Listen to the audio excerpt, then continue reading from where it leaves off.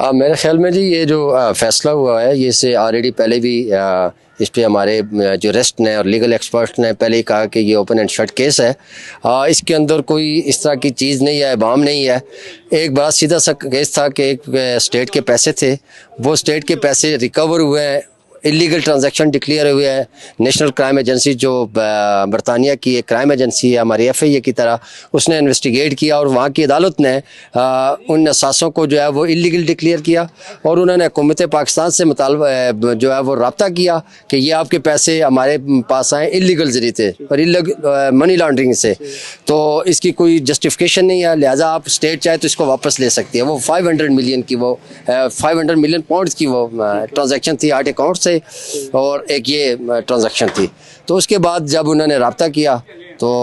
उसके ऊपर स्टेट ने उनको लिखा, उन्होंने कहा कि अगर हम प्राइवेट नेगोशिएशन में जाएंगे तो हमारी जो सेटलमेंट है वो 190 मिलियन के ऊपर है, पाउंड के ऊपर है, और अगर स्टेट जो है इसके ऊपर करना चाहती है, अपना डिफेंस करना चाहती है और ये अपनी अमाउंट लेना चाहती है तो उसको 500 मिलियन पाउंड मिल जाएंगे। तो हमारी हुकूमत उस वक्त PTI की थी, इमरान खान उसके प्राइम मिनिस्टर थे, तो इन्होंने प्राइवेट सेटलमेंट को जो है वो इंडोर्स किया। फिर उसके नीचे NCA ने जो रकम है इनको भेजी और वही रकम जिसका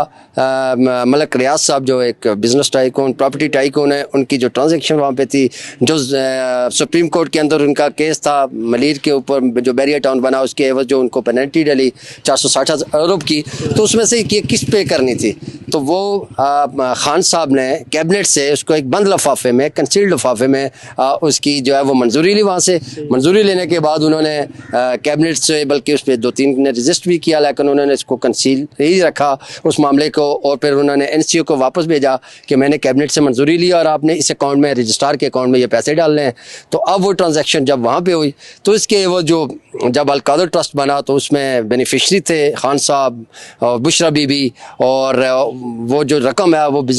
प्रॉपर्टी टाइकून मलक रियाज ने उनको ट्रस्ट की थी और उसमें वो लैंड उन्होंने उनको डोनेट भी की गई थी, पेमेंट भी की गई है। तो जब ये केस नैब के पास आया तो नैब ने इस पर सब जितने भी इसके ऊपर विटनेसेस थे वो विटनेस बॉक्स में बुलाए गए, 35 के करीब थे, जिसमें उनके 4-5 उनके मिनिस्टर थे जो कैबिनेट का हिस्सा थे। उन्होंने आके इस बात को इंडोर्स किया कि जी ये जो इसकी अप्रूवल ली गई थी वो एक बंद लफाफे के अंदर ली गई थी और इसको कंसील रखा गया और इसको अनर्थ नहीं किया गया था कि जी ये हमारा स्टेट टू स्टेट मामला है। तो फिर जब ये चोरी पकड़ी गई तो उसके ऊपर नैब ने जो है वो 14 साल जो मेल प्रैक्टिस होती है, जो करप्ट प्रैक्टिस होती है और जो मिसयूज ऑफ अथॉरिटी होती है, उसके ऊपर जो है वो नैब ने फैसला दिया। मेरे ख्याल में बड़ा जस्टिफाइड फैसला है और आइंदा कोई भी जो है वो स्टेट एक्सचेकर जो है उसको जो है वो नुकसान पहुंचाने की कोशिश की गई है। तो इस फैसले को तो हम बिल्कुल in the eyes of law बड़ा जस्टिफाइड और ओपन एंड शट केस समझते हैं।